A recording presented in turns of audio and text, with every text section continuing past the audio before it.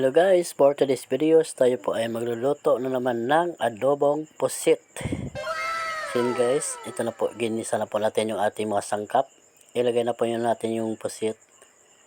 Ayan, alagang 100 pesos lamang po ito. Ayan, kaya sundan nyo lang po ito guys, step by step. Para po ito ay may matutunan nyo kung paano po magproseso ang ating bawat niluluto.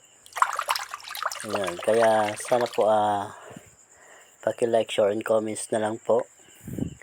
Ayan, lagyan po natin ng siling haba. Ayan, kaya mag-adobo po kayo ng pusit guys. Huwag na po kayo maglagay ng tubig or water. Kasi ang pusit po natin ay nagtutubig na po ito. Kusa lang po ito lumalabas yung kanyang sabaw. Ayan. Ito na po guys, luto na po yung ating adobong pusit. Transfer to the plates now. A few moments para tayo ay later. makakain na. Ayan. Diba guys, napakaganda tignan. Meron po itong kamatis.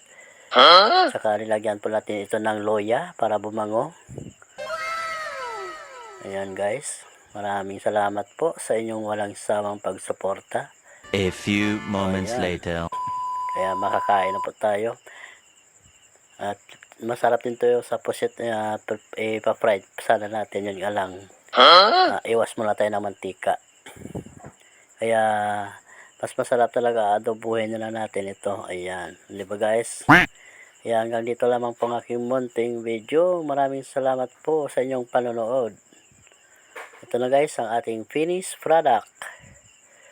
Ayan.